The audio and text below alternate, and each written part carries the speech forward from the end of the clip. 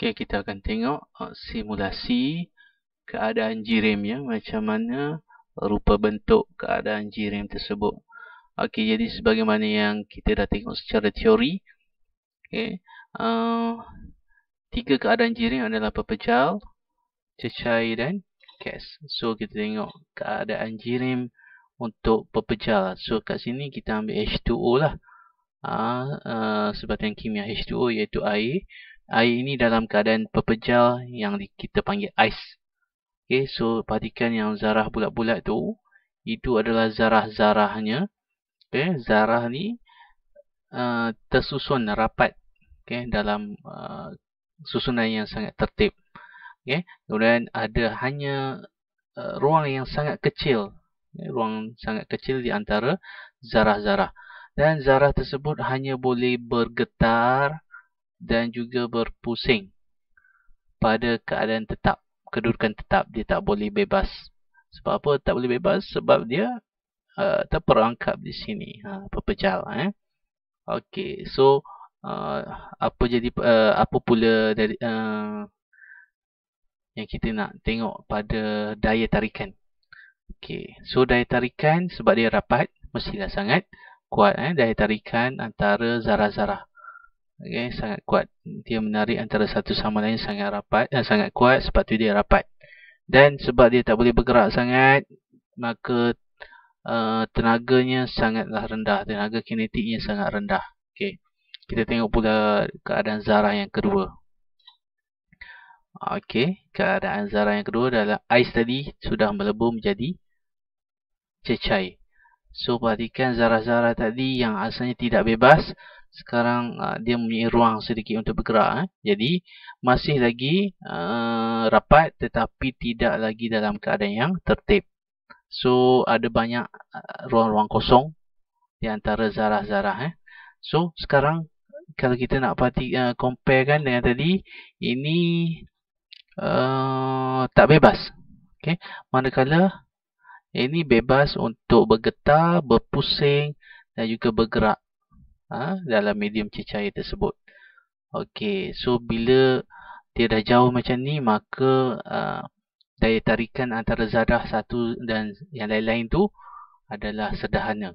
Tidak berapa kuat, tidak lemah sangat. Kemudian pergerakan dia sedikit perlahan tapi masih bergerak, jadi tenaga kinetiknya sederhana tinggi. Okay, kita tengok keadaan zarah yang terakhir, keadaan gas. Okay, so ini adalah contoh wap air. Tadi kalau kita didihkan, dia bertukar jadi wap. Okay, gas, wap ataupun gas. So keadaan zarah ini sangat berjauhan daripada satu sama lain. Okay, jauh. Okay, dan ruang-ruang kosong tu sangat besar. Di antara zarah-zarah tu ruang kosong sangat besar, dan perhatikan gerakan dia. Sangat bebas. Dia boleh berpusing, berputar dan juga bergerak secara rawak dan bebas. Okay, sebabkan jauh, maka daya tarikan dia sangat-sangat lemah. Okay. Dan pergerakan dia sangat laju, jadi tenaga kinetiknya sangat tinggi. Okey, tadi kita dah tengok keadaan jirim, tiga keadaan jirim iaitu pepejal, cecair dan gas. Sekarang kita nak tengok pula perubahan yang berlaku di antara keadaan jirim tersebut. Okey. So, kita balik kepada keadaan jirim yang pertama tadi. Ini dia tak bergerak sekarang. So, ini adalah dalam keadaan pepejal. Okey. Jadi, untuk menukarkan pepejal kepada cecair, kita perlukan peleburan. Okay, untuk ais tak perlu letak api pun tak apa, haba pun tak apa, dia memang mencair, melebur sekiranya dibiarkan di atas suhu 0 darjah Celsius. Dia akan melebur. Okey, tetapi dalam kajian di makmal, kita menggunakan penundu Bunsen ni sebab kita nak kaji pula pendidihan. Okay, so berterusanlah proses kajian ini. Okay, so keadaan pepejal tadi, zarah-zarah rapat, tiada ruang dan sebagainya. So sekarang kita nak tengok animasi perubahan keadaan jirim daripada keadaan 1 kepada 2 kepada seterusnya. Keadaan pepejal kepada keadaan cecair dan juga kepada keadaan gas, kemudian berbalik semula. Okay, kita tengok peleburan. So, bila dipanaskan, perhatikan zarah-zarah mendapat tenaga. So, dia mula bergetar dengan lebih sebab dapat tenaga haba. Jadi, kat sini, dia tak berubah pula. Kita mula sekali lagi. Okay, sepatutnya nampak perubahan. Okay, nampak pergerakan dia. Dia tak nak lagi. Biasa Courseware ni, Courseware dah lama. Tapi okey. So daripada keadaan rapat tadi tak boleh nak bergerak sangat zarah-zarahnya. Sekarang zarah-zarahnya mula bebas bergerak. Tapi masih ada macam ada had. Dia tak macam perhiasan yang boleh bergerak sangat bebas.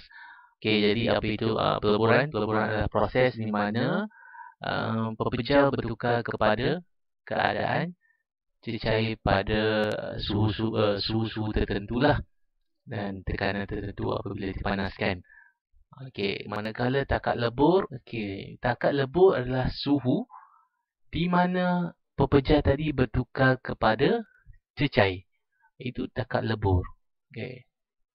Kita tengok pula sekarang dalam keadaan cecair, kita teruskan pemanasan sehinggalah air itu mendidih. Okey, perhatikan zarah-zarah itu bergerak. Nampaknya nampak makin laju. Okey, nampak zarah-zarah itu belum lagi. Okey, sekali lagi. Okey, nampak tadi. Okey, dah nampak rupanya. Okey, kita nampak ruang-ruang antara zarah semakin besar kan. Tadi agak rapat.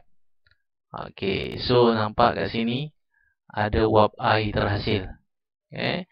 So sekarang cecair sudah bertukar kepada gas iaitu wap air.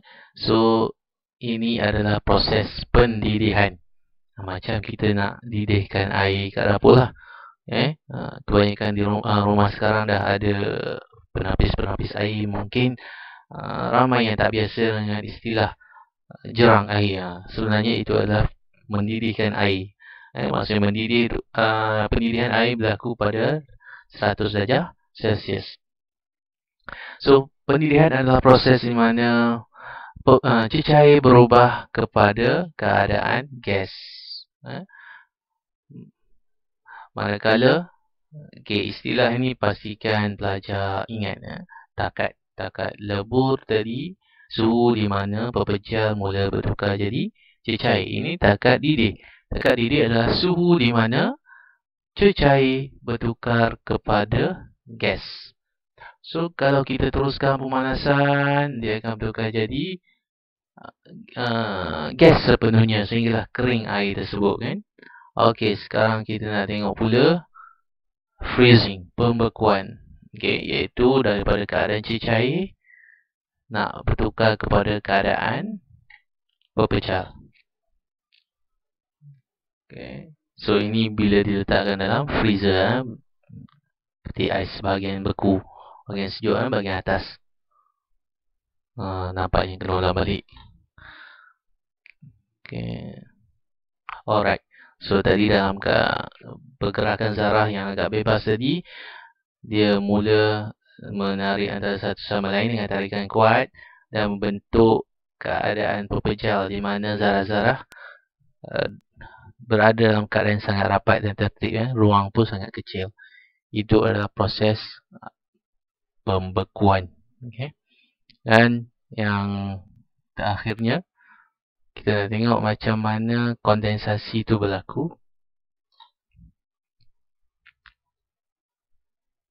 Okay. So, kondensasi ni macam mana?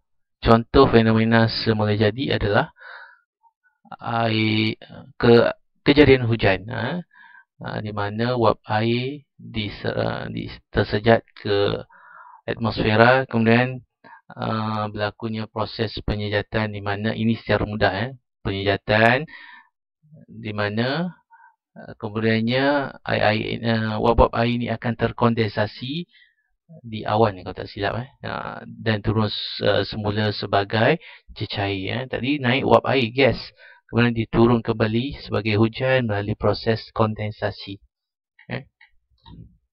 Jadi tadi kalau kita teruskan pendidihan, ada wap air kat sini, so kita letakkan gelas kat sini, cermin. Okey, perhatikan wap air terperangkap tadi, dia akan jatuh balik. Okey, jatuh balik sebagai cecair. So itulah kondensasi, di mana proses gas bertukar kepada cecair. Okey. So takat dia punya suhu tu sama macam takat didih. Okey, so ada satu lagi kat sini, sublimation, pemejal wapan, yang mana pepejal terus bertukar kepada gas dan juga gas terus bertukar kepada pepejal. Okey, contoh pepejal bertukar kepada gas. Contoh yang paling hampir adalah naftalina, iaitu ubat gegat, ubat lipas kalau bahasa pasarnya. Di mana bila kita letak ubat gegat dalam almari, daripada bulat yang besar itu, dia akan semakin kecil tanpa melebur. Maksudnya tak ada cecair pun. Dia terus mengecil tanpa ada cecair yang terhasil. Itulah dia pemejal wapan. Lagi satu, ice cream. Bukan ice cream yang sedap, ice cream.